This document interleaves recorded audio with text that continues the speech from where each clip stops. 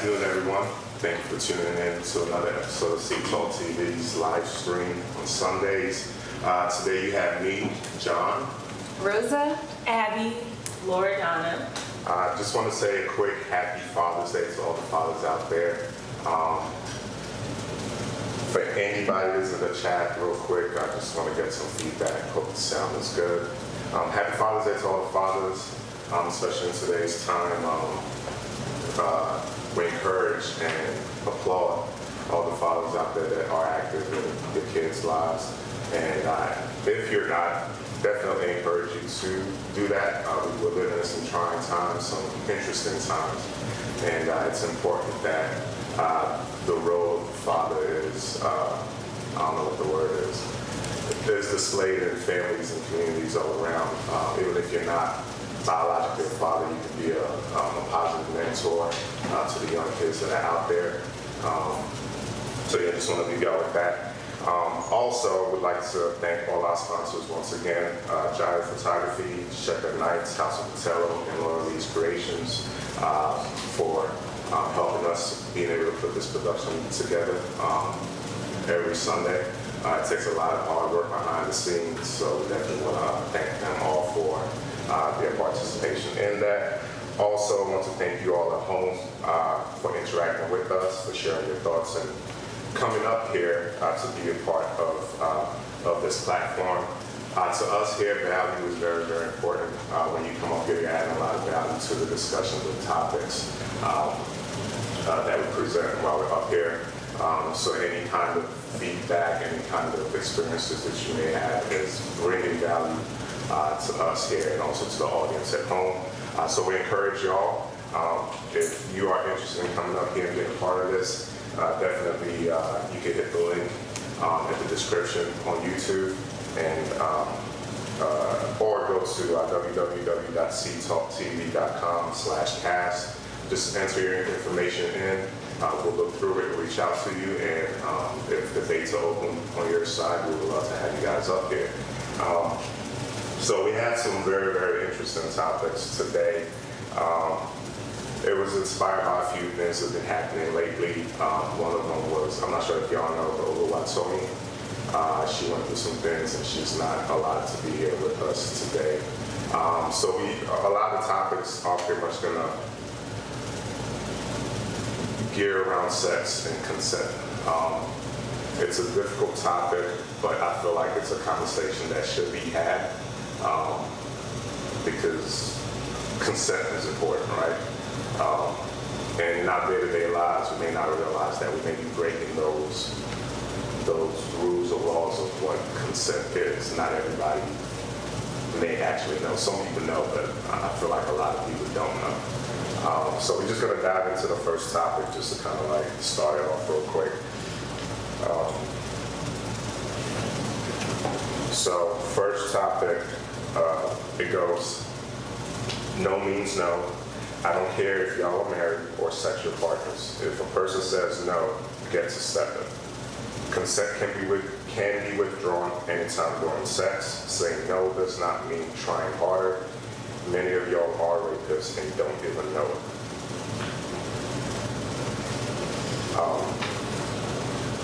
I don't even know how to start with that. Yeah, that's deep. That's very deep. But yeah, I totally agree with that. And that's actually crazy. Like when that quote would have said, many of you guys are rapists, you don't know it. And that's true, you never think about it. Because I feel like people need to understand that even though, yeah, you may, during sex, if a person says no, regardless of the emotion, or if that person was for yes at first, once you hear no, it's a wrap. And if you continue, it is rape. And I feel like a lot of maybe guys or girls with benefits or your boyfriend and girlfriend even married, you may think, oh, well, you know, this is my husband, this is my girlfriend, my boyfriend, whatever, like I should be able to do it. But no, the moment a person says no, you should stop. And I think it's sad that I feel like people don't know the seed that you sow in when you decide to continue if a person says no, you know? So yeah, that's crazy. I totally agree. If no is said, if somebody's not into it, they're not consenting with it, then you definitely should stop. So the part where it says consent can be withdrawn anytime during sex, it seems like, and I don't mean this in the wrong way, for some people that might, I think there's some like pressure, and excuse me if I'm wrong, but I would say maybe on the girl side there's pressure in saying no. Not that I've been through it. I've heard about people talk about their experiences and not wanting to say no because it's like they're not sure if the guy's gonna want them. They want to have sex, but they don't want to have the sex maybe at that time, maybe. So there's a pressure to consent without saying they consent. I don't know if that makes sense. I think I get what you're saying, but I don't know. I feel like that kind of comes down to you being comfortable in who you are and yourself. If you're not confident and you're having some insecurities, and that's kind of you. That's a you situation. But I mean, I never feel that way, and I guess I don't really put myself in those situations to where I feel pressured. I mean, honestly, being a woman, to be straight up, we usually know before we get there when we're hanging out. We know if we want to put out or not. I mean, so that kind of is we already know that. There are some situations where you might be like in the heat of the moment or something like that, and then that happens. But I still stand with that statement, like what she's saying. I mean, it comes down to respect and boundaries, regardless if you're married, if it's a boyfriend, if you're dating. If you change your mind in the middle of it, it is no. At that point, there needs to be a level of control and respect there, and it turns into something else. Yeah. So what Can I about get clarification on what you stated earlier because I didn't get it. What I was saying was basically you have some situations. I mean, y'all much more mature, so I would assume maybe like younger females who are scared to say no. Just I don't know if it's peer pressure, if it's they don't want the guy, they really like the guy, they don't want the guy to stop liking them. So it's not that they don't want to have sex, but at that time they're just not comfortable, and they don't stop it because of whatever the situation. Maybe I don't know. So you're how much dealing with further. a guy, and you guys are meeting up or whatever, and you guys are hanging out, and there's some sexual, Yeah. two people get sexually aroused, and you feel like the woman doesn't feel comfortable enough to say no. Is that what you're saying? Like In the doesn't feel situations comfortable? that I've heard of, conversation I've partaken in, yeah, she didn't. It's not that she didn't want it, but at that time she didn't. But she didn't say no because she didn't want to lose a chance to be with this guy. Or, like, you know what I mean? Like, yeah, I see. And so it's like for those females that have been through it or maybe going through something like that, like how can they stay confident and say, you know what? I'm just not comfortable with it, let me not do it, and not fall into whatever the pressure may be in their mentals on moving forward with something they're not fully comfortable with. So I personally feel like this is great that you brought up this topic there's outside of the actual consent, there's also like, I guess, premeditative, like there's some mindset before you walk into sex. You okay? Like I'm hoping that people are educated enough to understand that like before you walk into a room or before you are going to interact with a person, well, me as a woman, I'm not going to put myself in a situation where I may feel uncomfortable, right? That's one. But two, if there is a chance that I may feel uncomfortable, there's like, I guess, women guidelines to know how to kind of like be more vigilant. I don't know, maybe be more vigilant.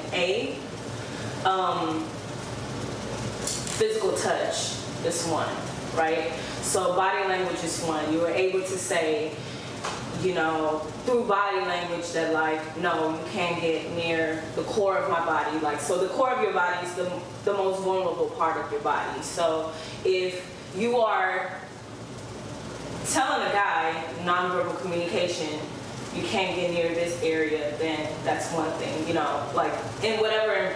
This is just me giving advice to if a girl was in a situation where she felt like she couldn't say no, there's like some cues that you could do to so if, again, body language, if the guy's on top of you, or if there's a certain amount of distance that you could do to where you can like protect yourself, like to where like you can, what's the word,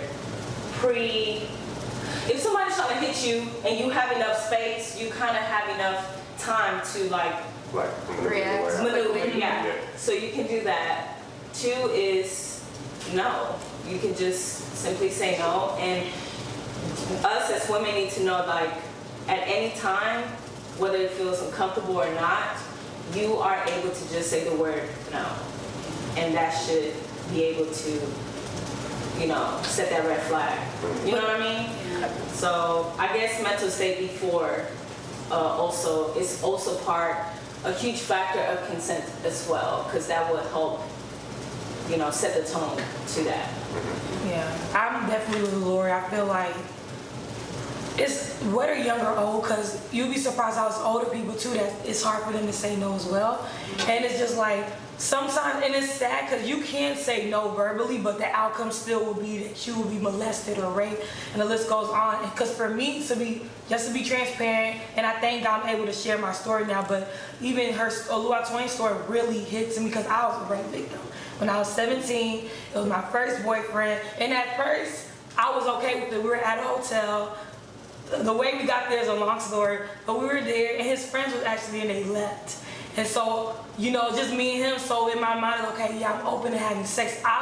First it was yes, but the moment his friends came in, it was now no. So I remember, like, we're doing whatever we needed to do, whatever, to like start the, you know, pretty much about to have sex. And his friends came, and I remember I was trying to put my clothes on, and he grabbed my clothes and opens the door for his friends. And I remember I'm whispering to him, because first of all, I'm under the covers. I'm not trying to let nobody like pretty much see me naked. So I remember I was telling him in his ear, like, yo, get my clothes back. And he was like, oh, my friends are not gonna care. They're watching TV, don't worry about it. So long story short, I'm now realizing, like, you don't respect me anymore, and I'm not okay with this, and you're just pretty much trying to persuade me to continue to go on with this act. So now I'm starting to tell his friends, like, can y'all help me? And his friends didn't do anything. And you know, I mean, to cut the long story short, I was raped in front of his 2 friends. And for me, at that time when I was 17, I didn't know what rape was. I don't think I learned it in help or anything like that. So I just knew something was wrong, it wasn't okay, but I didn't know what happened. I was like, this is my boyfriend, maybe he just wanted something. But I did say yes. I mean, I did say no.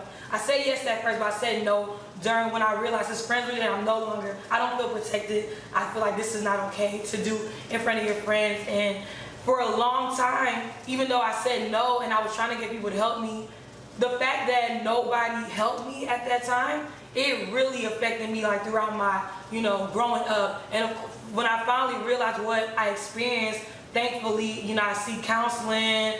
I was able to, you know, talk to my mom about it. Like, I wasn't scared to open up because I just knew it wasn't okay. But not everybody's okay to open up, and that's sad. And like I said, some people can say, no, stop, and they still get raped. They still get molested. So for me, I'm now thinking about what can we do for those people. Because I remember a while back, I went to a panel at a church, and one of the questions was pretty much this, and the girl was just like, well, you know, at the same time, you should not put yourself in that situation. But at first, you felt safe. You know, at first, you was okay. You know, that physical touch was all right. But the moment you say, no, I don't care, it's a no. And for a woman to be on stage and say, you put yourself in that situation, it broke my heart, because it was like, what about these other women that are still going through that? They're going to now start saying, okay, it was my fault. And now it's going to take a toll on them. And that's where deep depression goes, and suicide, to all that stuff. So for me, it's so crazy how, I'm going to just say the devil works in people's mind for you to even be open to touch somebody after even her story. She was telling the person her situation of, like, you know, being, I think, she was sharing, like, her being molested in the past. And for that guy to still be okay to, like, touch her and disrespect her body. It's so sad. And I just feel like in today's world, we're so blessed that we can be transparent and we can seek the help that we need. Because honestly, closed mouths don't get fed. I feel like if I never open up about my story and tell people, I don't know if I got raped or not, but I'm going crazy thinking about this story or thinking about my past and what I've been through at 17, I would have not been okay to even stand here and share it. So for me to talk to a woman, it's sticky. Sometimes it's confusing. You don't know exactly. Like, you start battling, was it rape or not? But you gotta like open up and say something. You want healing. That's what I strongly believe. I'm really sorry that happened to you. And as it's being shared in the chat, I definitely applaud you for sharing that. That's not something that's easy to share. You mind if I ask a couple of questions? So when that happened, or after that happened, like, at what point did you say something to somebody, or like at what point did you even have the conversation with your mom? Like, what was your mental state after that in terms of trying to figure out how to get past it? I got raped at 17, but I didn't share it with my mom or anybody till I was 23. Because I was still trying to, I never thought it was rape. I didn't even know what rape was. And I actually stayed in a relationship with the guy because it was like I was confused. It was just like, I know this is not okay, but we've been together for a long time.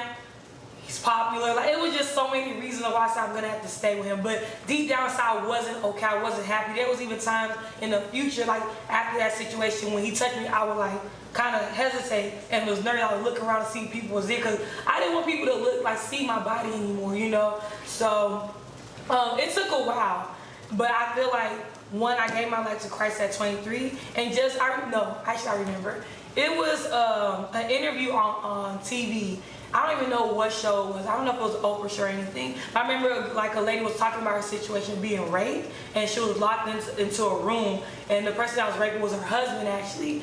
And for me, her story was so similar to mine, so I was just like, is that rape or not? Like, I was denying it. But though every time I kept, like, just the days after day, just thinking about it and keeping it in my head, I felt like I was dying. Like, I just don't feel okay. I wasn't sleeping. And the crazy thing is, from 17 to 23, I didn't think about it no more. I was just doing me. Like, I mean, now, of course, now I'm older, now I'm starting to realize, okay, I didn't know certain things was triggering me because of that when I was 17. But I remember, like I said, watching that interview and starting to think about it, I was just like, you know what, let me talk to someone to see, to confirm if what I've been through was rape. And, you know, I just felt like I wasn't okay with having sleepless nights. I wasn't okay with now starting to drink more and smoke more because I'm trying not to think about those thoughts. So I was like, you know what? I'd rather share it with somebody because I'd rather share it than die inside or die physically, you know? So it goes back to just saying, like, you really have to, like, speak out. And this is a perfect, like, we live in a generation right now where it is brought to awareness compared to when I was growing up, and there's so much help and treatment that you can get to move on. And you cannot allow these people to be in the streets touching and disrespecting other women in this world, you know. So when you speak up, you're not only saving yourself, but you're probably saving another victim. And I don't think a lot of women think about that.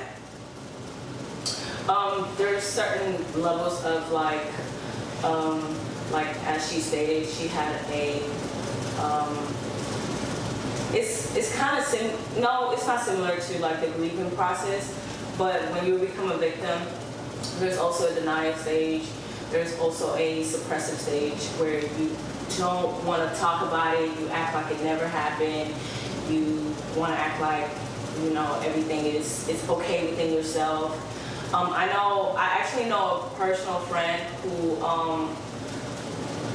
didn't want to talk about when she had been raped, and she thought that because she was not, how do I put this?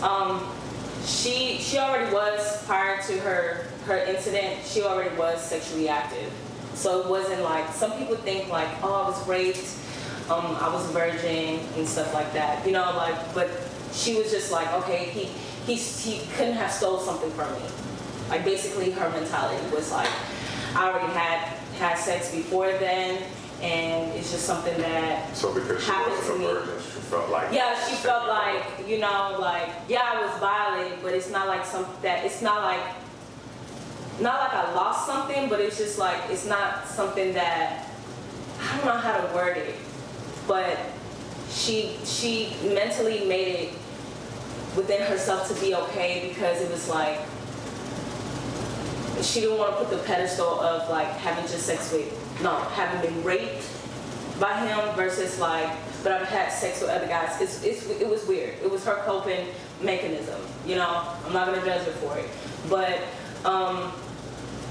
again, like everybody goes through their own cycle, their own, I guess, grieving process and acknowledgement of what they want to, you know, how they want to, you know, go about it. And like she said, it's very important that you don't necessarily, you have the right to press charges or like, you know, try to put the person behind, you know, bars, but it is important for your own mental health to acknowledge like what kind of happened to you. Talking to even like a family member or a friend or just somebody that you really trust, like having that space with somebody so you're not alone mentally. Like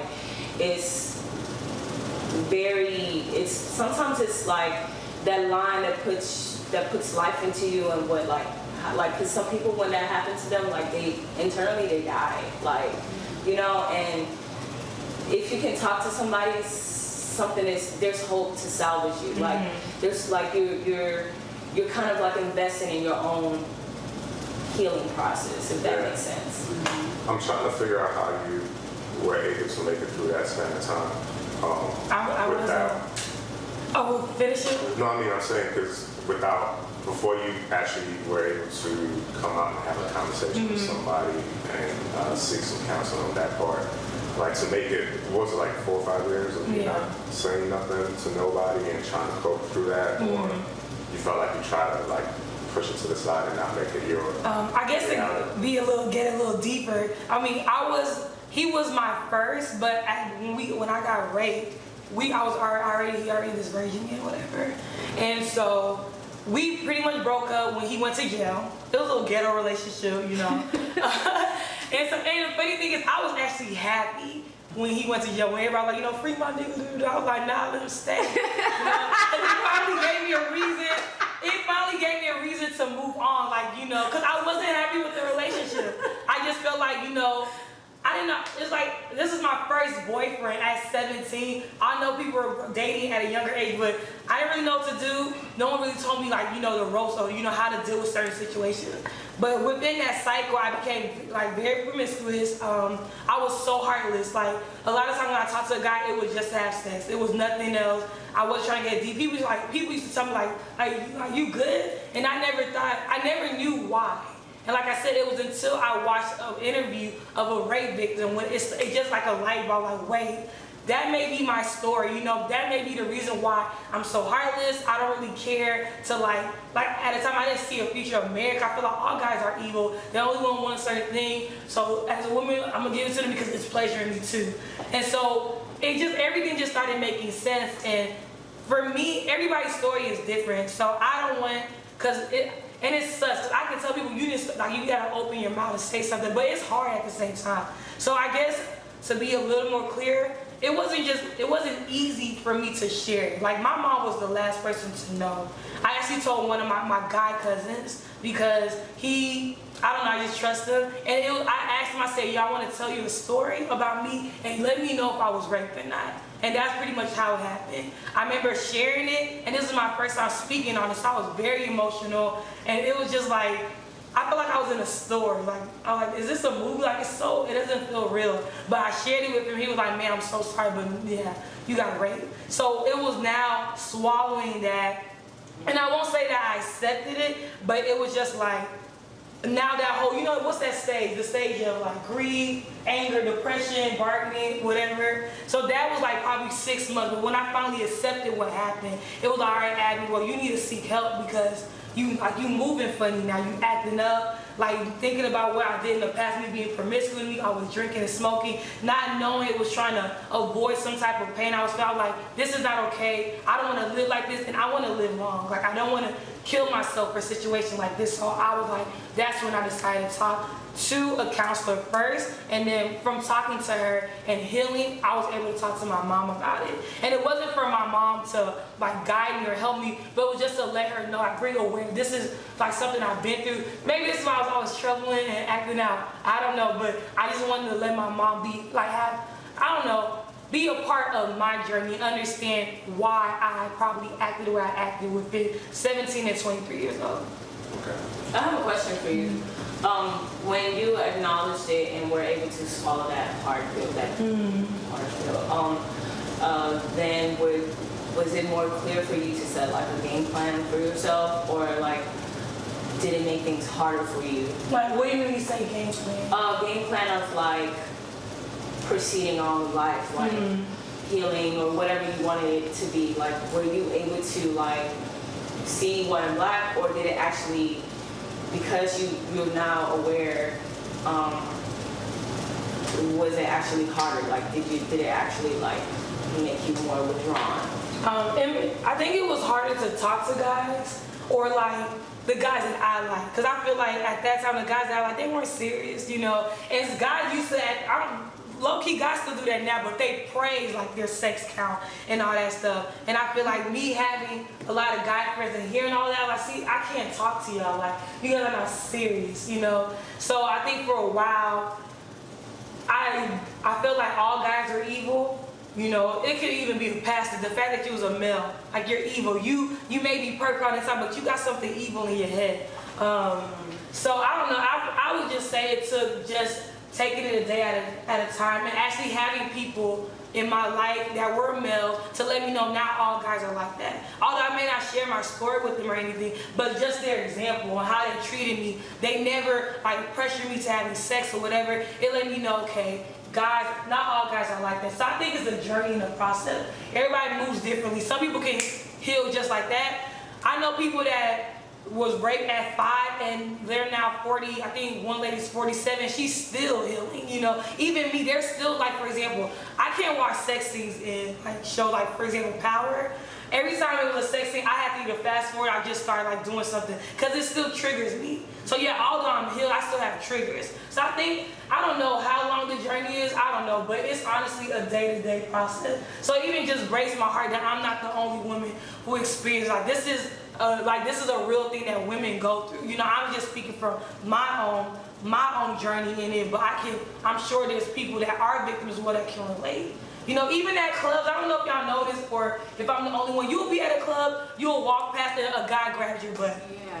That's so disrespectful. Have you ever experienced that? And you turn around, you can't slap everybody. Right. So and the real is they grab you from the front. yeah, I mean, like, oh, it's so disrespectful. disgusting. So for men to think like that, that's not okay. Yeah. And what if it's a rape victim or something like that? That stuff really does something to a person. I'm not sure what makes people like that. It's something in the culture that makes it seem like it's okay or it's welcome. I'm honestly not sure. It happens to guys too. It's happened to me as well. Happened to you what? Somebody grabbed your butt? No, grab you my from the area, front. yeah. Oh. Like a girl will walk past and do that. Like, Wow. because it's so packed, there's people walking past and you feel that and then you're like, yo, what the fuck? Yeah. Yeah. So it happens. I'm not sure what's in the culture that's making it feel like There's that's a lot that's okay. in the culture. Real quick before because we do have to jump into the next topic. Just wanted to find out real quick. It's obvious to me that you did not consent to what happened. Did he say anything afterwards that made you realize that he knew he effed up? Or like, because for guys, I'm like, you have to know that you're doing something wrong. You have to, like, and because you mentioned something earlier about nonverbal communication, like even if, like, say no, obviously, but there's you're gonna give that communication, which, you know, how you're communicating that obviously you're not comfortable. He had to perceive that, right? No? I remember after I put my clothes on, I remember I was leaving the hallway and I was confident because I felt like, okay, now I'm free. I was cursing him out. He was just walking smooth to my car. And I'm like, why are you still following me? You know, especially me cursing you out. And I remember like, he was like, you're not gonna give me a kiss? Like, goodbye. So he was heartless about it. And in fact, I mean, since he went to jail and I had not talked to him since, so he's never once apologized or showed any remorse. Like, the next day, we went out to eat, like nothing happened. And like I said, for me, I didn't know what happened. The fact that he was so calm about it, it made me go, all right, well, it was just, I guess it was my boyfriend that just wanted to have sex at that moment. So cool. So hard. Okay, thank you though. All right. But can I say something? Yeah. So I asked that specific question with trying to identify if that was like more like clear as day that, man, I need to seek help, versus like, oh man, kind of like withdraw me, because I want to bring light to some people that when they do acknowledge what happens to them, it kind of triggers mental illness. It's like depression, some sort of psychosis, some sort of bipolar. There's certain triggers that can start those kind of things. Right. And instead of you like denying it, kind of was like it was kind of like the bubble that was like kind of like, I don't know, shielding them. It was kind of like a denial shield. But then once that's taken off, it kind of brings, it's like a bruise. In order for a bruise to heal, it looks really, really bad. Like it looks really, really worse. It gets really, really worse, and then it starts lighting, right? So the same thing, like it's okay if certain things get triggered and you see yourself in a psychosis state or in a depression state or whatever, and you feel like, man, like this is never gonna get better. It is. I just want to tell whoever is listening, it is gonna get better. It's just gonna take time, acknowledgement, and investment within yourself, like trying to do whatever you need to do to get out of it. Like, and there's plenty of resources that that are out there for you. Like, just because you acknowledged it and it happened and you feel like there's no one out there to help you, there is, and you have to be, optimistic, even though it may feel totally opposite. Yeah. One quick comment, and we're going to jump to the next topic. Adeola says there needs to be a conversation around little micro actions / ways of thinking that contribute to rape culture. Making unnecessary comments, touching people at clubs, holding friends accountable. I agree with everything. Definitely holding friends accountable. I think for guys, that's something that's difficult. I don't know why, but we have to start doing more of that. Holding ourselves accountable when we hear somebody saying things or planning to do things that obviously are wrong, and let's not mark each other up and act like, you deserve props for that. So real quick, next, jumping right into the next topic. If your condom breaks during sex and you do not stop, that's probably rape. She did not consent to unprotected sex. If he wakes up to his girlfriend or wife performing any sexual acts on him, that's probably rape. He did not consent. That's tricky. So if you're having sex and the condom breaks. Yeah, and you keep going. Yeah. I can't think of a time that I would have kept going. Could have just grabbed the next condom. Yeah, I mean, I think that's a form of violation in respect. I mean, not unless it's you need to stop. We're not going to stop. Yeah. Especially if that tone and that expectation has been set in the beginning that we're having protected sex, and you think, well, hey, can I just put this in or this feels? No, that's not. It's either the condom or it's not happening. And if you can't respect that, then that is a problem. Yeah. Sure. Just because you consented to one thing doesn't mean you consented to everything. No. Yeah. So if I consent with you and we can be sexually active with a condom on, just because it breaks does not give you the right to keep going. That right there, cease and desist, like that consent is not dope. No. So my question is, so do the person have to say no, like stop? Or once the condom breaks, the man should just be like, he stopped? Because sometimes, let's be honest, the condom breaks, you may not know, like the woman may not know the condom breaks, but the guy knows, should he stop? Absolutely. Yes. Absolutely. And bring awareness to why, Wait, Yeah. so women want to know if the condom breaks? Yes. So, from the beginning of the scenario, you're saying he knew that the condom broke, right? Yeah, so they're having sex and the condom breaks. Yeah. And the guy's aware? If he's aware, then he needs to stop Yeah, and he change does it need to because stop. that's why y'all have it on. You know what I mean? Like, you're like, hey, let me just finish this out real quick. No. What I'm asking, so if why does he have it on in the first place? he doesn't stop, can't a woman tell that the condom is broken? No. No, Not all the No. time. not all the time. Not all the time. But he would know. Yeah, he would know. Yeah. Yeah, so Well, basically, I would know. It is your responsibility. We Right. all Yeah. have responsibilities when it's both parties. So Right. just like if I give you a condom and I knew that condom had a hole in it, but I still gave it to you, and then I ended up getting pregnant, and I didn't tell you, how would you feel? And then I trapped you, how would you feel? Yeah. It's just like you doing that, and then you giving me a STD or whatever, and you know inside your head, that's messed up. That's totally messed up. but I don't know if I don't know if I would call it rape, Yeah. but it would be some form of disrespect. Cause Yeah. like as a woman, you don't know. Like if you're having sex in the condom break, you're not gonna know. Why wouldn't you call it rape? Because I feel like rape is when the person actually says that and they should have said no, or like it's no longer okay. But like I said, if I'm having Yeah, sex and with when it's someone, no longer okay if I but say I don't know if the rubber broke. Like I didn't know if it broke or not. But I'm trying to tell you, that's why we're having this conversation, because it sets a baseline, ground rules that you should know. Everybody, it's etiquette. If I'm having sex with you and I feel comfortable to have sex with you with a condom, the moment there's no condom, it's a no for me. So the moment you continue and you know that it's a no for me, that's considered rape. Okay. That's not. I'm not consenting no more. So by the law, you're raping me. Like. So that means I don't know. I mean, I'm kind of Yeah, I'm the kinda. same way. I feel where you're coming from, because for me, at that point, I would say I would have felt violated, and then the trust is broken. I probably wouldn't have sex with you again. But You know what I mean? sometimes the I guys don't know want if I to would go say bring it's it rape. awareness. I just, at that point, it's just like, trust has been broken. I just Yeah. won't deal with you anymore. I probably would cut you off as a person because I feel violated, because now you just compromised my health. You also could have gotten me pregnant, and it wasn't something I was down for. You know what I mean? So, I mean, that's also constitute with rape as well. You violated my health. You broke the trust. It's the same thing. It's not. Y'all have to start thinking that it's more of like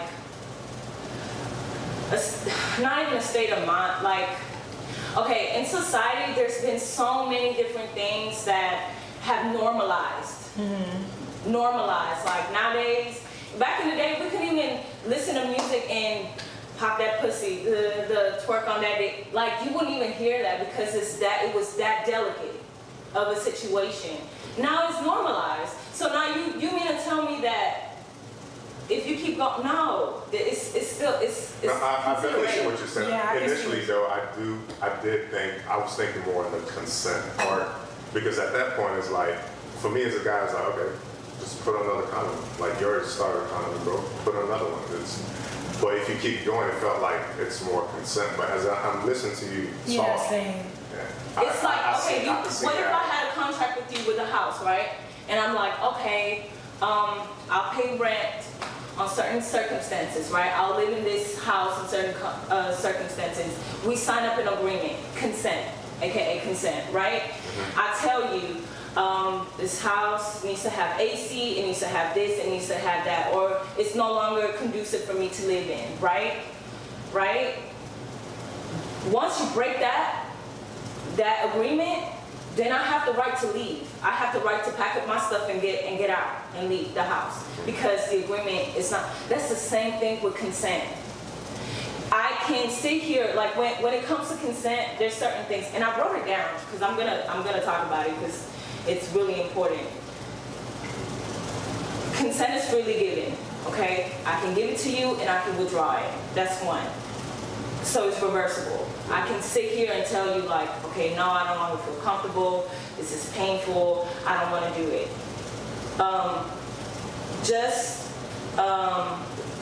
When you are consenting, you need to make sure that both parties are in the right state of mind. So for instance, if I'm under the influence of drug and alcohol, right? Technically speaking, in a legal matter, I can't sit here and say that I consented in a full state of mind. 1 second. I want you to keep saying, keep that same mindset, we're jumping into the next topic. Oh, So I just wanna say what it is. okay, so I don't know. No, you're gonna jump, you can continue after I read this. I went home with a female friend after the club. She woke up the next morning claiming she was raped because she didn't remember giving consent. Luckily, we saw an IG story that a mutual friend uploaded of how drunk and all of each other we both were. She needs to apologize. We were both drunk. None of us gave consent. Is this even possible? Okay, so going back. So consent isn't just a yes or a no. It's factors that play into it that causes the comfortable ground for two people to actually be sexually active. So I need to be in the right state of mind. Two parties need to be in the right state of mind. That's one. Because then, I'm just saying this because there are scenarios just like that where you wake up the next day and you're like, fuck, I wasn't even in the right state of mind or whatever. It creates a gray area where things like this can happen. So this is just education. I can reverse it. I can say at any time, any given time, I do not want to do this.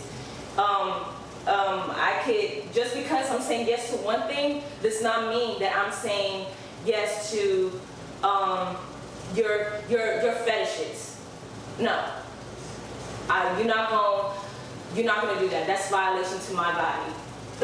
Fourth is, well, it kind of ties into that. I'm only doing things that are pleasurable to me, and that, like you said, pressure, right? Like the first scenario that you brought up, and you were like, something about a girl doesn't feel comfortable. Like, I'm comfortable enough to give you oral sex, but I'm not comfortable enough for penetration. That's also constitute with consent too. Like, we can't just look at consent as a yes or no thing, because it's not that at all. Like, So if somebody's halfway comfortable, should they just don't move forward and open up the doors? Like, you said what? Don't move forward and open up. Like you said, if a girl is comfortable with with not having sex, which is okay, we give a head. In my mind, if I was a girl, I just wouldn't open up the doors to none of that, because I'm not fully. I don't think that's fair. Let me use a different example, because okay, so if... No, I'm just saying, this is my opinion. I'm not trying to generalize or nothing. It's just my opinion based on what you just said. If I was a girl and I was comfortable with giving head, but I wasn't comfortable with having sex, I just wouldn't give head. I just wouldn't move forward with any kind of sexual act with anybody unless I was comfortable with going. But what if you are comfortable with somebody? What if you do share there's plenty of times when you're comfortable with somebody and you're like, okay, we've shared enough comfortability to do this, or you grow that comfortability with that person. That, it's not my problem. It should never be how do I say this? When I become a victim, it's not my fault. That's another thing. Like, that's another form of like mindset that people have, like, well, you shouldn't have worn that clothes, or you shouldn't have done this, and then, that kind of stuff. That's on the same line, though, to me. I wouldn't say that. It's just my personal opinion. I just wouldn't go all. If I know I'm not comfortable going all the way, I just wouldn't. But oral sex is also is an act on its own, and like sex where penetration, all that, that's another act on its own. For me, like you saying, it's like saying, oh, I want a Snicker bar, but I don't want to eat the chocolate, I just want to eat the nuts. So what? I want the nuts. No, the Snicker bar comes all together. No, I can now melt it or start scraping the chocolate. So you gonna separate it up? Yeah, because there's something about those nuts in that Snicker that tastes good than buying nuts by itself.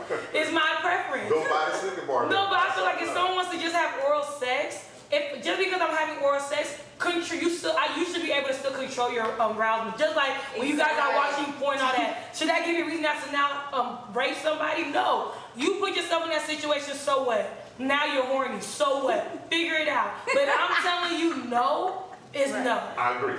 No is no. All day, no is no. I'm just making an opinion. But I don't know. I feel like it's kind of like that you were talking about. Like, I think sometimes So if I'm a stripper and I'm literally solely being a stripper and I wanted to make some money off of, dancing, does that give the right to somebody to be like, yeah, because you're a stripper, I can rape you? Like, I think but that's also the culture's same already thing. set the standard.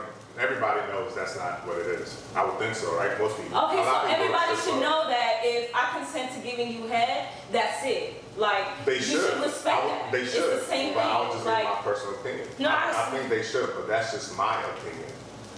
So I mean. I don't know. I mean, for me personally, I would say, girl. I think it kind of comes from, Girl. like you were talking about, being comfortable. And if you're gonna set those boundaries, I like to set boundaries up front. Yeah. Like you're talking about, being in environments that you feel are safe, and then setting those boundaries up front of how far you want to go. Or if you see that it's about to go to the next level, catch it before clothes come off and all of that. But I mean, you do get in the heat of the moment, things do happen, and sometimes guys are grateful that, hey, I got that kiss, or hey, I got to rub your booty, or hey, I got some head, like whatever it is, you know what I mean? Like, some are pleased with just that and know that, okay, it's a gradual thing, and grow with my comfortability, and then you'll hit the home run. You know what I mean? But if you're saying you ain't with it, like, I don't want to kiss you, you might lose out if you're not going to want to make her comfortable to get to that place. She may not be ready to just date you, get to know you, kiss, and then boom, hop in the bed with you. It may be a gradual You just thing. said Everybody's something. different. And I feel like, even when you saying that, I feel like maybe I should start doing this. I feel like you need to come up with an agreement before even having sex. Whether it's a one night stand, your boy, whatever it is, you should talk first. So if a guy wants to know if you're about both, and the person said, I just want to give you head, if you're not interested, then you walk away. We need to start talking more. What if it was a one night stand? What if it's not, or if it is? Yeah, okay. Usually one night stands don't. There's no conversation. okay. But it should be. I'm saying it should, because sometimes women or men just want to be satisfied in one way. I ain't saying I want you to go. I don't want to go all the way. I just want this, and it needs to be talked about, because that's also from a lot of stories I've heard. That's a lot of times why people get raped. Is because they thought the guy was like, oh no, you're not about to just give me head and that's it, or we're not about to just kiss and that's it. We're in this room. And I feel like maybe if we talk in the beginning first, that it will prevent situations where now a person now has to seek counseling, or now going through a lot of stuff inside. I shouldn't have to educate a man. We have to. Not to rape me. You have to. In this world, you have to. I understand it. I understand what you're saying. But people, let's open your eyes. If you have those tendencies where you are sitting there, and because you have the physical authority to pin her down or do whatever, and you can choose that, you are a rapist. Straight up. I'm sorry, I'm sorry. Like, I should not be walking into a room and feeling like that's okay. I'm now worried. So this is what women go through all the freaking time. I cannot give any excuses to a guy that decides to do sexually assault or rape a woman. There's no excuse. Like, there's no, oh, I should have had a conversation with you, or there's a specific etiquette, and people know when no means no. Yeah. Like, that's why we have a soul, that's why we have a conscience. Like, we're able to, animals are animals, right? They have the animalistic, tendencies. Like, they get on top of each other. No, we're able to communicate verbally. We're able to, there's no reason why I should have an excuse for you to rape me. I'm not saying Nobody's saying there should be an excuse or anything like that. We all know consent is very important. Saying no must be listened to. We understand that. But I think what she's alluding to is you need to have a conversation. Like, you could take it to the Bible where it talks about being equally yoked with somebody. Like, you should have some kind of conversation with somebody that you may potentially see yourself with, and about what you want to do and what you like to say. Because look, you can be totally super attracted to somebody, but when you have that conversation, you find out that y'all are not equally yoked like that. You know now that you may need to fall back. You shouldn't just let that be just a thing and not have that conversation. The conversation is important. Okay, so communicating is one thing. But again, like, I'm just speaking for people who have been victims. And I don't want people to I don't want victims listening to this and thinking that like, oh, I could have done this. No, that's not. That's not what I'm saying. No. Like, but At the end of the day, like, as a victim, I feel like what we're saying, you're taking it somewhere else. I was saying, for example, I meet a guy in the club, we're bonding, we're hooking up, whatever. Okay. We now decide to spend the night with each other. I'm gonna let you know I'm gonna do X, but I'm not gonna do Z. So if we, like you said, we had that contract already before it happens, and if you choose now to violate me and break that contract, you're wrong. That's your blood. Okay. I was understanding it different.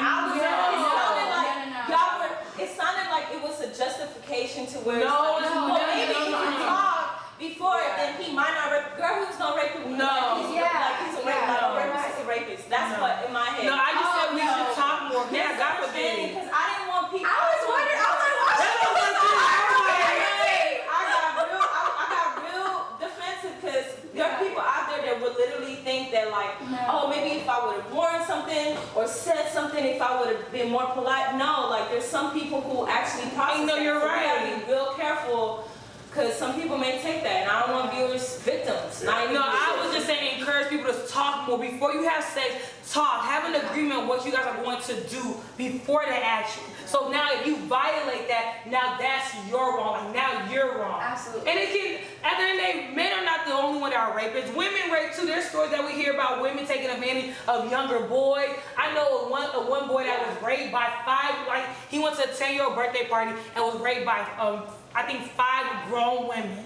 So also, I feel like as a man, not talking about as a young age, but as an older man, whatever, like it's both ways. Y'all need to talk. Both parties need to talk. If you feel each other, cool. You want to have sex, cool. But if you don't, you need to voice that out. So yeah, as we go to this bed or this car or whatever we're gonna do to have sex, this is the agreement. I'm saying we need to start speaking more, communicate more than just now thinking like someone knows your thought process. You know? So G-Dog in the chat, she says men don't like rejections. She said hit him with a bat if he can't take it. Hell yeah, you still know how to fight these She days. said, ladies, y'all better start being aggressive, let him know who's boss, large and in charge. G-Dog. What's up, G-Dog? Thanks for all your support. Girl, that's a word. I agree. You need to learn how to fight. Defend yourself. Just to kind of piggyback, like I was just kind of talking personal experiences of what I like to do, but like you said, there's no right or wrong answer if someone's going in and it's, and then from what you're saying though,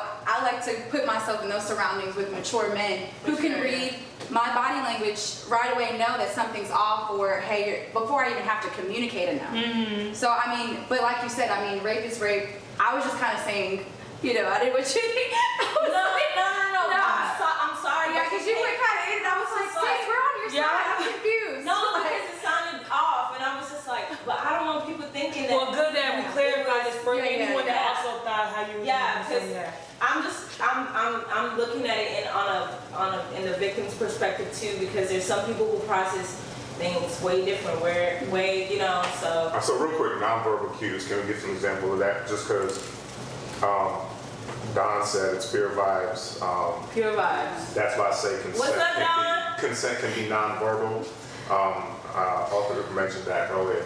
What are examples of nonverbal vibes nonverbal ways of like someone you can tell someone's not like you're kissing someone, but they're kind of like. Whoa. Stand out, like that. Whoa. Even like not even open to hugging, Yeah, you like, kind of cringe. You can sense that, or even just not talking as much, like just eye contact. I know eye contact, Eye just contact. shielding yourself. If she can't look at you, or she feels timid and she's like staring at the floor, she feels like you're way more. So what about people that can't read that though? Right. You shouldn't be having sex. If you cannot read, if you can't understand, then you have no business. Yeah. Because it's selfish at that point. Yeah. You're just thinking about yourself. If you can't be in tune with your partner or the person that you're interested in and read those body language, I mean, there's vibes and energy there before you even have physical contact, just on getting to know someone. Mm-hmm. It's like there's cues there. It's like when you go to a job, you're expected to have writing skills, communication skills, reading. No, there's certain credentials that you do. before you have sex, there should be certain credentials that should be able to meet. If not, then you have no business having sex, period. But okay, I had a conversation, right, with Alu, the girl that passed, right? I had a conversation with a friend, and she basically was having dialogue with, let's call him a Nigerian uncle. And so basically she shared the story, and she was like, the uncle was like basically, well, the girl, my friend, she was like, this is what happened to her, she got raped. She was running away from her family or whatever, because she was being abused or whatever, and that's what her running away caused her to, you know, she was seeking help from someone, and then the guy that was supposed to help her raped her, right? So the uncle's reaction was, why did she run? Like, what Nigerian household is that bad that is causing you to run? That caused you to get raped type thing. You know what I mean? And so, again, I was just saying, I'm just using this example because we were in the, you're not, like, if you're a victim, it's not your fault type of dialogue. So, don't think that if something happened to you, you had a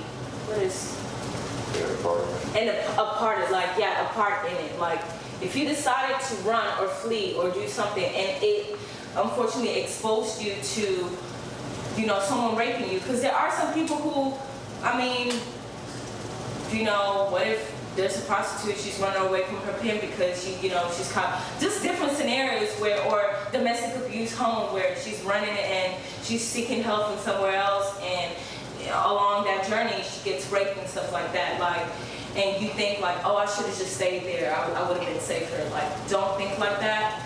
There are safe havens for you. I'm sure that you guys are going to provide all of that stuff. Like, that was also a topic that I feel like should also be discussed, because sometimes you're not in harm, like you kind of, there's certain things that you may do that may expose you to that area, and they may happen, but it's not your fault. You were seeking higher ground. You were seeking for, you know, help.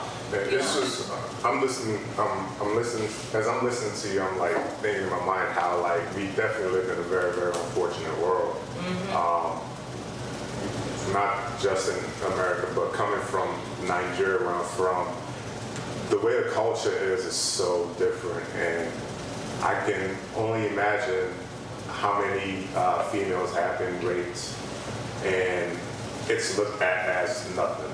I can only imagine how many marriages where there is no consent, but because the way marriage is constructed back home, it's almost like you're a piece of property. Yeah, a piece of property. Just, move on with your life type of thing. It's just passed on. So it's like, it only leads me to believe that as a nation, we're probably very, very emotionally hurt in many ways, and we don't realize the dynamics of, like, because of how the culture is imposed in our everyday lives, and we're taught how to believe, how to live, especially women in the household, how the man is the head of the household, and how she has to succumb in many different ways that violates her as a woman, from rape sexually to domestic violence to all kinds of unnecessary nonsense. And it just helps me realize why the state of a nation can be the way it is. Because when you look at each individual household, which I look at as like a little government, that's the only I have to say, like a little government where everything trickles out, and you look at the whole big picture and you kind of understand why the state of being is the way it is. You look at just the way culture is, and it's just sad. Like, I'm just sitting here reflecting, like, it's really, really sad. Not to get away from the topics that we're talking about right now, but there's definitely a lot of work that needs to be done in understanding, like, human rights and respect and things like that. I'm just gonna leave it at that. We're gonna jump into the next topic, another heavy one. I just turned 17. My big sister is 19 and her boyfriend is 21. I was home alone one day. As always, he came over saying my sister asked that he waits for her. But this time he assaulted me, and I later found out I was pregnant. My sister is angry with me and does not want to talk to me anymore. She even made our mom kick me out. They took his side over mine. What do I do? That's just like a super, super tragic story to think that somebody went through that.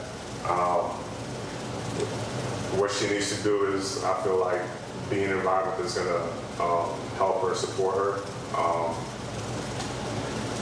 We are going to provide some information after the show for people that have been through this, just different resources locally here, or other than national programs that people can reach out to.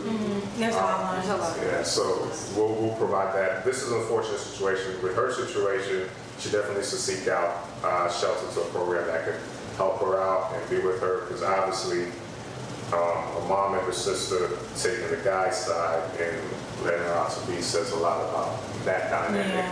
And she really needs to be in an environment that's really going to nurture her and help her grow through that situation, because not only was she raped, now she has a child out of being raped.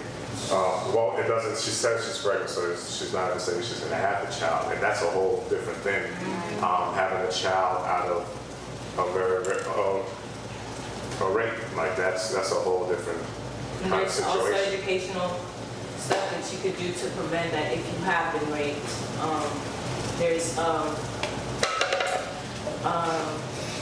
well, it's within 72 hours after you've been raped, there's certain medical, like, Plan B, you can take a Plan B,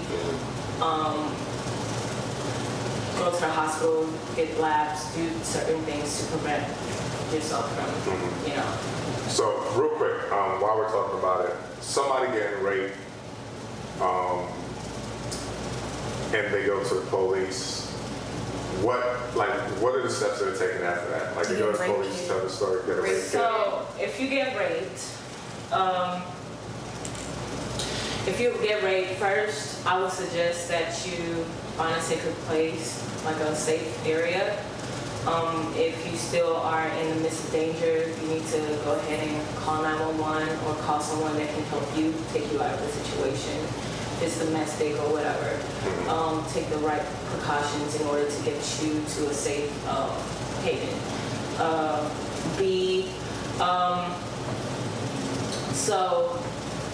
I'm really big on this, but it's very important that you write details down so you don't forget, like things that you can remember, like specific, like detailed notes, so that, because your brain, your memory can get very fuzzy, especially in the midst of trauma. So write anything down. I may be a little bit explicit right now, but even if you remember a mole or whatever, any physical traits that you're that the person. Those are actual evidence that you can use against. So what do is not shower, do not comb your hair, do not wash your hands. If there was a struggle, you may have his DNA underneath your nails. Go to the hospital as soon as you can. They could do a rape kit, give you prophylaxis for any STDs like HIV. There's some prophylaxis that you can take. Also, Plan B if you're worried about getting pregnant. Go to the police. Then you can make a statement. Find some resources out there that people can, that you probably guys are gonna provide. But yeah. I feel like the whole time she was talking, which everything you said is like definitely thing you could do. I was thinking, like, what about those people that don't know all of that stuff, And it made me think about, how like lately, social media has been so heavy on like police brutality it's been like everybody's getting exposed. All the cops, even these little Karen people that be in the neighborhoods. And I just feel like we need to start doing that, you know, like educating people about rape. Because I'm thinking about myself, I wasn't educated. I think, and it doesn't matter how young or old, some people don't feel the urge to go to the hospital to get a rape kit, to write it down. People just want to move on with their lives. But I wonder if we really, like for example, when the Me Too movement happened, everybody started being open and coming out saying, I went through this too, me too, me too, me too. It's kind of like this, we need to start, whoever's watching this or whoever's talking about that, I feel like we need to really continue to like make this a trending topic on social media for a person that probably has been in that situation or is gonna go through that situation, to have that, you know, encouragement. Like, you know, I remember I saw 2 weeks ago someone posted about what to do if you're raped.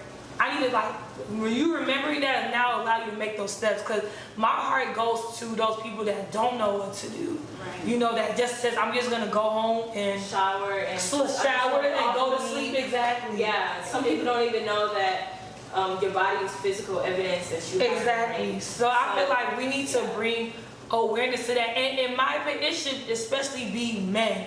I know one thing that I saw that was irritating me, and I'm happy I wasn't alone.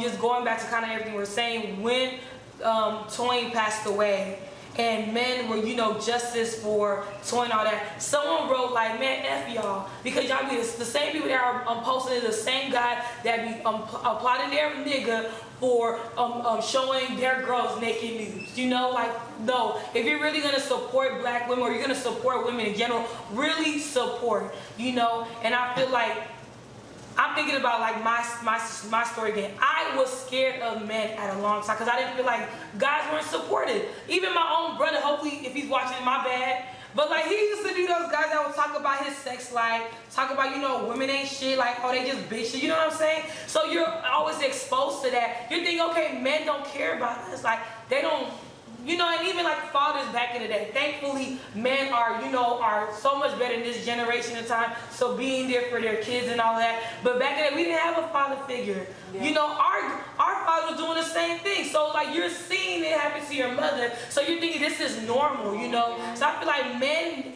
need to lead in that, especially when you see that women are having y'all backs for all this police brutality and all this stuff. You men need to really start, you know, being more stiff. If you hear your friend say something that sounds like rape, slap the fuck out of them, call the cop, and let them know that they're wrong. That's just how I feel. Normalizing. Yeah, don't dab them up.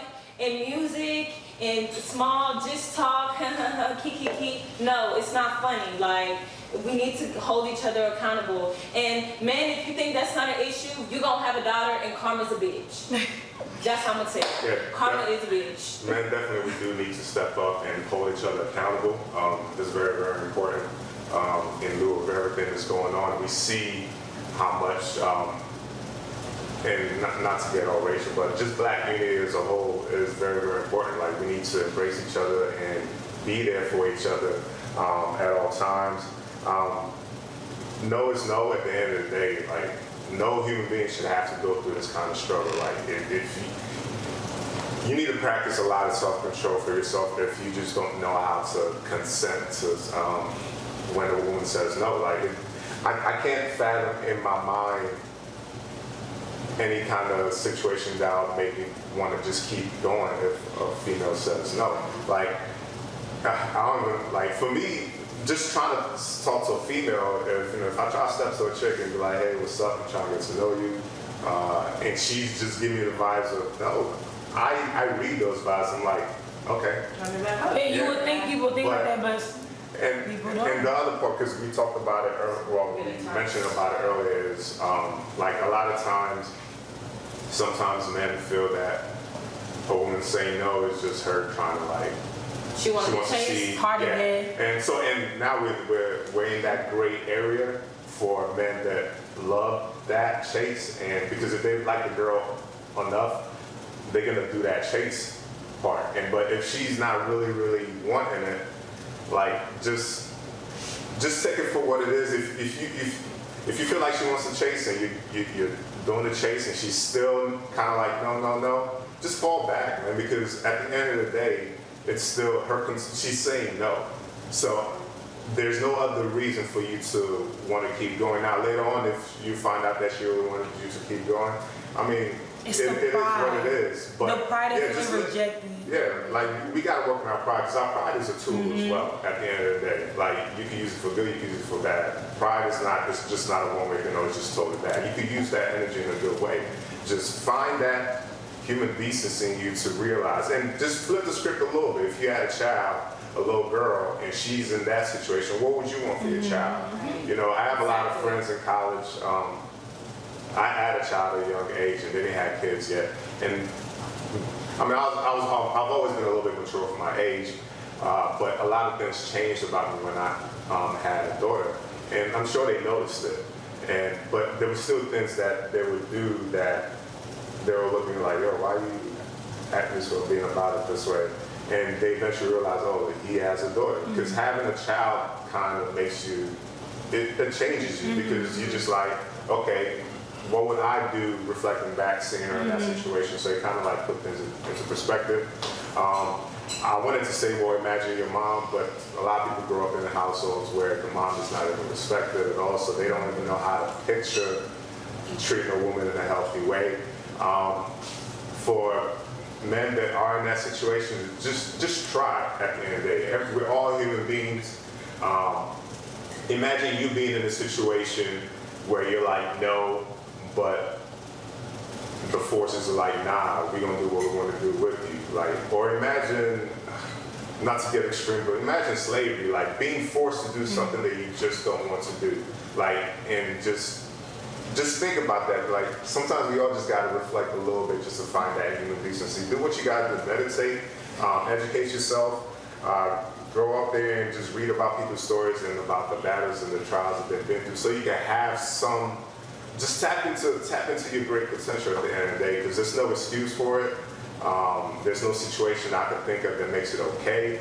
Unfortunately, there are people out there that have a very, very violent mindset, and you know, I push people to at least be aware of your environments, be aware of the people that you're around, be aware of their character, how they do things, because as much as we need nonverbal and verbal cues at the same time, the nonverbals, I feel like, says a lot. If you're somebody that can read nonverbal cues, it says a lot about people, and you can, because a lot of people don't talk.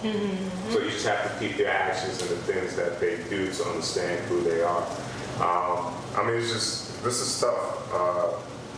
I have to pull words to kind of like say it, because I'm almost speechless at the same time, because it's just, I can't imagine my child or my sisters, my friends being in that situation. Like, hearing you talk about it, I'm like, yo, I wish I was able to beat the shit out of the dude, and I wish I was able to beat the shit out of his friends, because it's like, yo, come on, man. Like, it's very, very unfortunate. I've heard many different stories in the past about these kind of situations, and it's just something that I just don't get at the end of the day. There's no gratification in assaulting somebody sexually. There's absolutely no gratification in that. I just can't imagine any kind of, I just feel like somebody has to be mentally ill to get some kind of satisfaction out of that at the end of the day. We're just, let's jump into the last topic, and we'll segue out of that.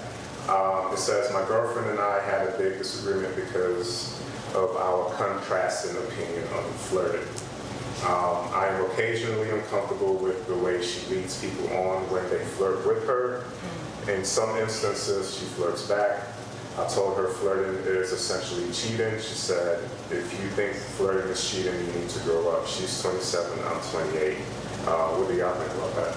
I mean, I think it's kind of hard to answer that question because we don't have the exact dialogue of what is flirting to them. Is it like smiling, or is it, you know what I'm saying? I don't really have enough details.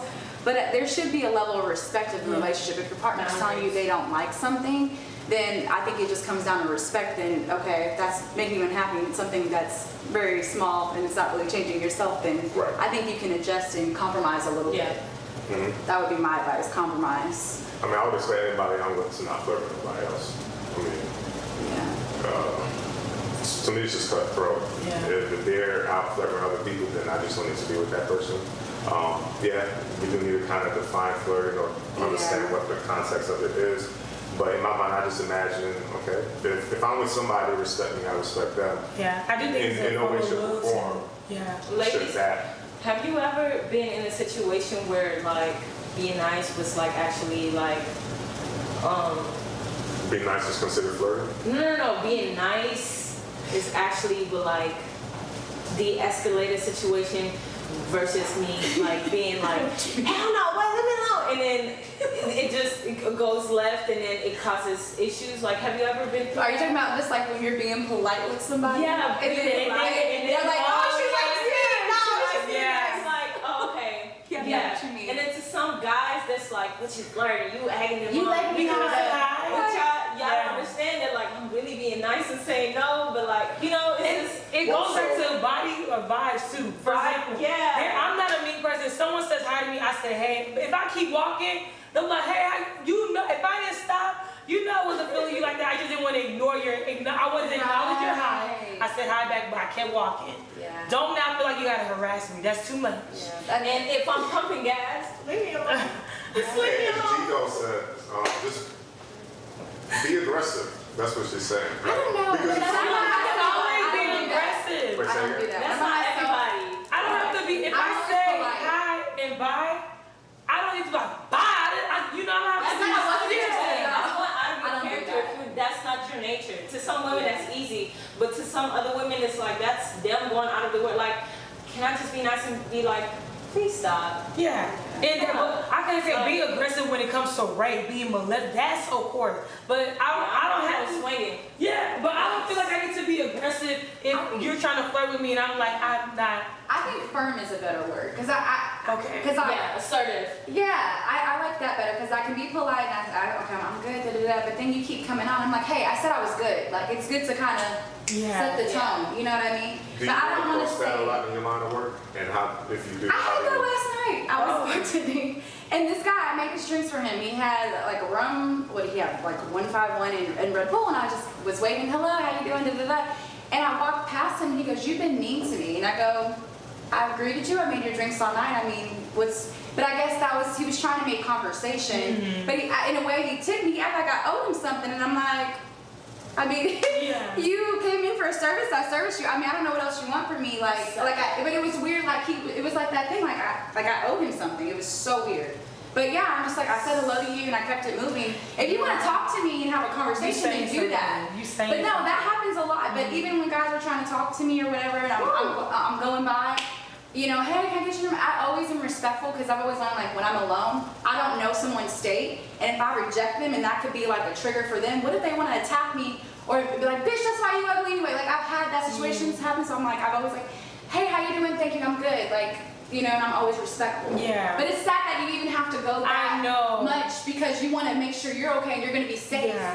Even That's if you what I'm said saying. that, It's I just wanna so be much. safe. That's Yeah. sad in a way. That's sad. But that's how I have to. That's how I That's feel, how we honestly, have to act. when I'm alone. That's crazy. Even when you said like a guy feel like they owe you, because I feel like I remember in that stage from when I was young, I feel like if I go out on a date with a guy, I have to get in whatever they want, because they're gonna talk about they always feel like you owe me, and then if you say I'm not going over to their house, like what? Why? After I paid for this? Like, why do you feel like That's just, it's immaturity. it's from young and old, and it's sad. It's very, very mature, guys. Like, we have a lot of stepping up to do when it comes to that. No, because there's some grown men too that still. That's why I said it's young and old. That old men can be but- immature too. Yeah, exactly. Because you're grown does not mean you're mature. So, I mean, if you decided to take a lady out and spend money on her, treat her to dinner, treat her to dessert and all that, she does not owe you anything. You made a choice as a man to take a female out and do something nice for her. Just keep it at that. It's very, very immature to think somebody owes you something. You made a decision, and so just, I mean, I don't get it. I really don't. Just control your sexual urges. We get it. For adults, we get that it's burning in your stomach. I get it. But Yeah, there's so many alternatives you can do that will avoid you to not go to jail. And I feel like both male and female need to really think about that. You need to invest in a artificial vagina. Go ahead and do that. If I you think need to- people just need to master themselves. Hey, man. Like master who you are, what you because need to do. there's this real strength in Yeah. that. And with that discipline, there's a gift that comes out of it. I'm starting to learn that a lot. Like just master that energy within you. Just don't. I'm about to get deeper. Y'all don't what's the word? I don't know what you're saying. Don't dispel it. don't think you need to do what we always know to do when it comes to that sexual Yeah. energy. Find something else that could intrigue you mentally, Go work out, spiritually. read. Just do something because there's growth in that at the end of the day. Ladies too. Yeah, It's definitely. both. It's both. It's both ways. So this is the end of the show. We want to thank everybody for tuning in. I appreciate all the feedback that y'all given. I'm sorry we couldn't get to the comments in here. It was just a deep discussion, and just being up here. Want to applaud Abby for sharing her story. Yes, We Abby. all are very sorry you went through that, but we're glad to see that you came out of it strong. Thank God. And yeah, we here for you. You can meet us. So again, want to thank everybody for hopping up here and joining us. Don't forget to share, comment, like, subscribe, share with your family and friends. Thank you again. Again, if you do want to be part of the panel up here, go to www.cTalkTV.com/cast, or you can hit the link on the description on the YouTube channel. Also, we will make sure we upload some resources out for anybody that has been through this and needs some help growing out of it. If you know anybody that's been through it and they need some resources, definitely share this link with them so they can tune in, and hopefully we've dropped, well, Abby and everybody else has given you some ideas or things to think about in order to help you through it. Reach out to us and we can refer you to somebody that we know. If you do need help here locally, we are in Houston. We'll put up some resources for the national level for those that don't live in Texas. So thank you once again for tuning in. Appreciate all the love, support. Thank y'all again for coming up here Thank you. and sharing your thoughts and views. Definitely great value in that. So thank you again. Y'all be great. And happy Father's Day to all the fathers out there. Happy Father's Day. Y'all be great.